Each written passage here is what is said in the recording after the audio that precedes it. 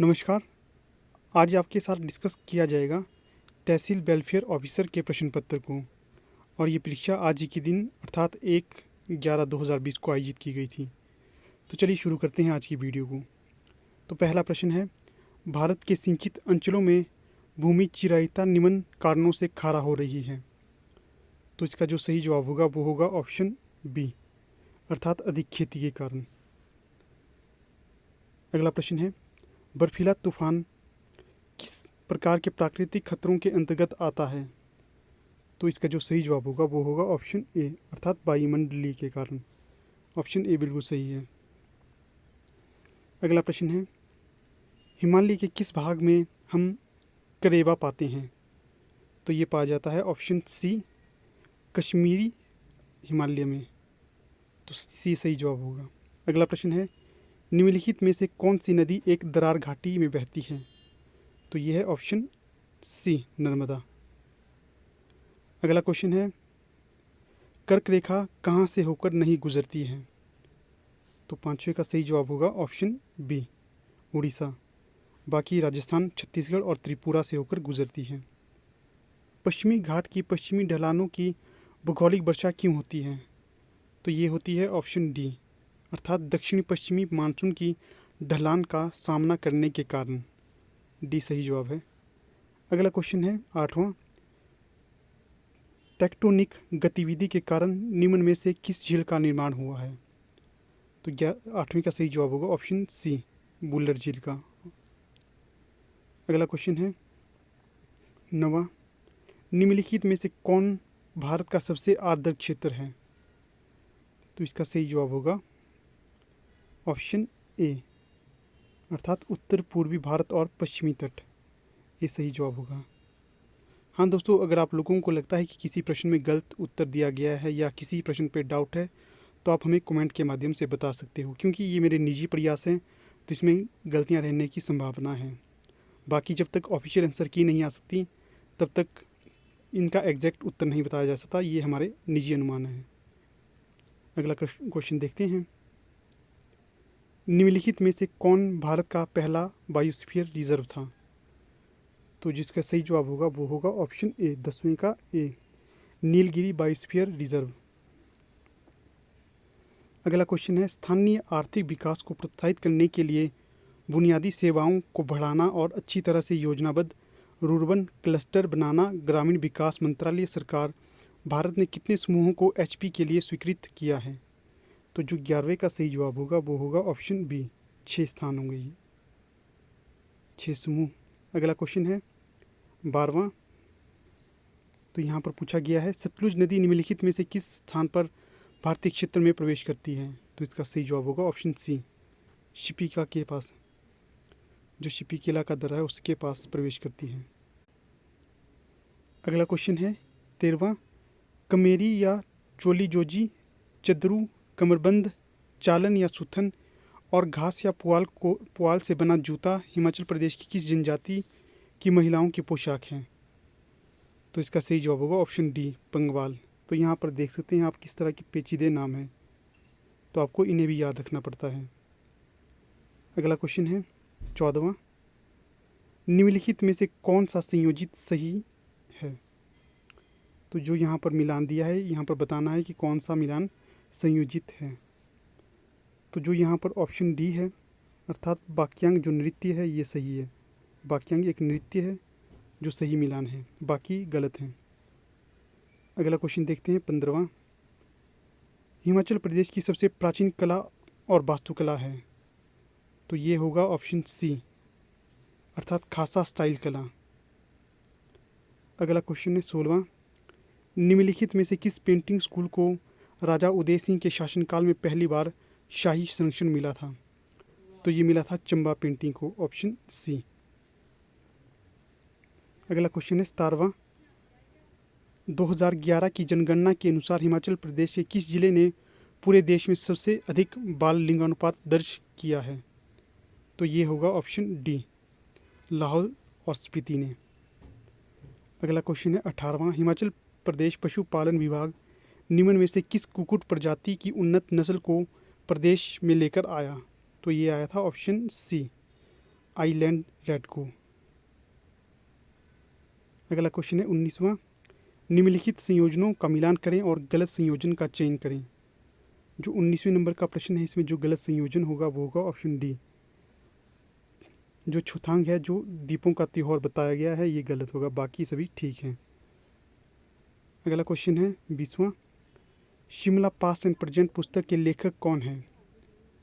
तो 20वें का सही जवाब होगा ऑप्शन ए, ईजे बक। अगला क्वेश्चन है 21वां, निम्नलिखित सूचियों का मिलान करें और नीचे दी गए कोड में से सही का उत्तर चयन करें। तो जो दोस्तों यहाँ पर सही कोड होगा वो होगा ऑप्शन ए। तो आप इसे आराम से पढ़ सकते हैं, मैं यहाँ पर आपको इसके आंसर बता रहा हूँ। ए जो कूट होगा वह सही उत्तर का कूट होगा, बाकी गलत है। अगला क्वेश्चन है 22वां, सन 1857 के विद्रोह के दौरान दी गई सेवाओं के लिए निम्न में से सिरमौर के किस राजा को ब्रिटिश सरकार ने एक बहुमूल्य पोशाक और 7 तोपों की सलामी सुशोभित की थी? तो इसका सही जवाब होगा ऑप्शन ए, राजा शमशेर प्रकाश को। अगला क्वेश्चन है 23वां, किसने प्रादेशिक परिषद का नेतृत्व किया जिसका गठन 15 अगस्त 1957 को किया गया था? तो इसका सही जवाब होगा ऑप्शन बी, करम सिंह ठाकुर। अगला क्वेश्चन है 24वां, हिमाचल प्रदेश देश में state wide area network launch करने के लिए डैश राज्य बना? तो ये बना था पहला, ऑप्शन ए सही जवाब है। अगला क्वेश्चन है 25वां, HRMN19 HP के प्रगतिशील किसान द्वारा विकसित निम्नलिखित फलों में से किस एक की किस्म है? तो ये होगा ऑप्शन सी, सेब। तो दोस्तों यहाँ पर ये कट इसलिए किया गया है क्योंकि जो मैंगो के नीचे सेब लिखा गया था और एप्पल के नीचे आम लिखा गया था, इसलिए ये कट किया गया है। अगला क्वेश्चन है 26वां, निम्नलिखित में से किस स्थान पर याक ब्रीडिंग रिसर्च स्टेशन है? तो यहाँ पर दोस्तों जो सही जवाब होगा वो होगा लरी में है। जो यहाँ पर दिए गए ऑप्शन इनमें से कोई सही नहीं होगा, आप इसके ऊपर क्लेम भी कर सकते हैं। अगला क्वेश्चन होगा 27वां, निम्नलिखित में से कौन सा hydro electric power project Delhi के राष्ट्रीय राजधानी क्षेत्र के लिए पेयजल आपूर्ति योजना के रूप में कल्पना की गई थी? तो ये की गई थी option D, Renuka dam hydro electrical project. अगला क्वेश्चन है 28वां, कृषि जनगणना 2010-11 के अनुसार कुल भूमि भू संपत्ति का कितने प्रतिशत छोटे और सीमांत किसानों के पास है? तो ये होगा ऑप्शन ए, अर्थात 87.95%। तो दोस्तों ये प्रश्न बहुत ही ज़्यादा इंपॉर्टेंट है, पता नहीं कितने ही परीक्षाओं में इस प्रश्न को पूछा गया है। अगला क्वेश्चन है 29वां, HP के निम्न में से किन स्थानों पर अंगोरा खरगोश संवर्धकों को खरगोश प्रदान करने के लिए अंगोरा खरगोश फार्म कार्यरत हैं? तो ये है ऑप्शन सी, कंडवारी में कांगड़ा और नगवाई मंडी में 2 जगह है। अगला प्रश्न है 30वां, भारत सरकार ने HP को एक गोजातीय प्रजनन राष्ट्रीय परियोजना को मंजूरी दी है, परियोजना की केंद्रीय सहायता का पैटर्न क्या है?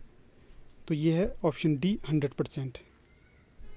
अगला क्वेश्चन है 31वां, Himachal Pradesh forest ecosystem climate proofing project KW bank Germany की सहायता से HP राज्य के निम्नलिखित में से किन जिलों में लागू किया जा रहा है? तो ये किया जा रहा है ऑप्शन सी, चंबा और कांगड़ा में। अगला क्वेश्चन है 32वां, ग्राम पंचायत घर के निर्माण, मरम्मत और उन्नयन के लिए 2.50 करोड़ को निम्नलिखित में से किस योजना के तहत 50 ग्राम पंचायतों के लिए जारी किए गए हैं? तो ये किए गए हैं ऑप्शन ए, अर्थात राष्ट्रीय ग्राम स्वराज अभियान के अंतर्गत। अगला क्वेश्चन है 33वां, निम्नलिखित में से कौन सा मुख्यमंत्री सेवा संकल्प हेल्पलाइन 1100 का मुख्य घटक नहीं है? तो ये है कौशल वृद्धि प्रशिक्षण और नियुक्ति प्रदान करना, बाकी सही है ऑप्शन डी को छोड़कर। अगला क्वेश्चन है 34वां प्रश्न है, निम्नलिखित में से कौन सा कथन हिमाचल प्रदेश की बेटी है अनमोल योजना के बारे में सही है? तो जो इसका सही जवाब होगा वो होगा कथन ए और बी। ए और बी ठीक है, बाकी तीसरा कथन गलत है। ऑप्शन ए बिल्कुल सही जवाब होगा। अगला क्वेश्चन है 35वां। निम्नलिखित में से कौन से कथन हिमाचल प्रदेश की सौर सिंचाई योजना के बारे में सही हैं? तो जो 35वां का सही जवाब होगा वो होगा ऑप्शन डी, अर्थात 1, 2, 3 तीनों सही हैं। तो दोस्तों आप इन्हें आराम से पढ़ सकते हैं, मैं यहाँ पर आपको सिर्फ इसके उत्तर ही बता रहा हूँ।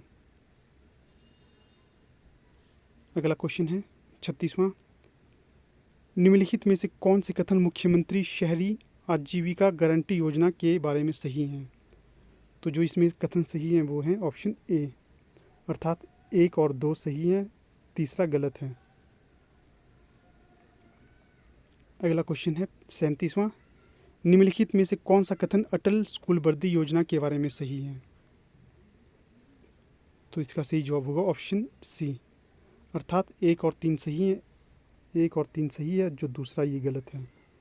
तो दोस्तों अब देख सकते हैं आप किस तरह से धीरे धीरे एग्ज़ाम के पैटर्न चेंज होते जा रहे हैं और प्रश्नों का स्तर भी काफ़ी कड़ा करा जा रहा है। इसलिए आपको अपनी तैयारी बहुत ही अच्छी करनी पड़ेगी ताकि आप एग्ज़ाम को क्रैक कर सकें।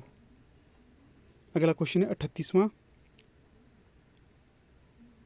तो 38वें प्रश्न में पूछा गया है हिमाचल स्वास्थ्य सेवा योजना हिमकेयर के बारे में निम्नलिखित में से कौन सा कथन सही है? अब देखिए किस प्रकार से आपसे कथन और कारण के क्वेश्चन पूछे जा रहे हैं जो पहले हिमाचल के एग्ज़ाम में नहीं होते थे। तो जो प्रश्न है फिर से पढ़ते हैं। हिमाचल स्वास्थ्य सेवा योजना हिमकेयर के बारे में निम्नलिखित में से कौन सा कथन सही है?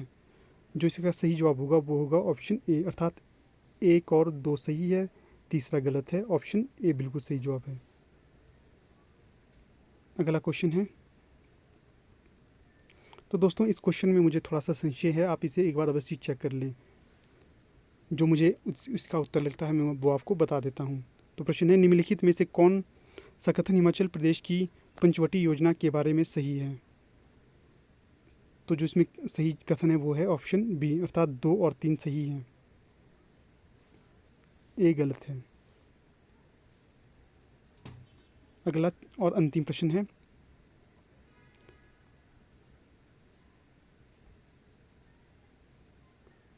40वां प्रश्न है।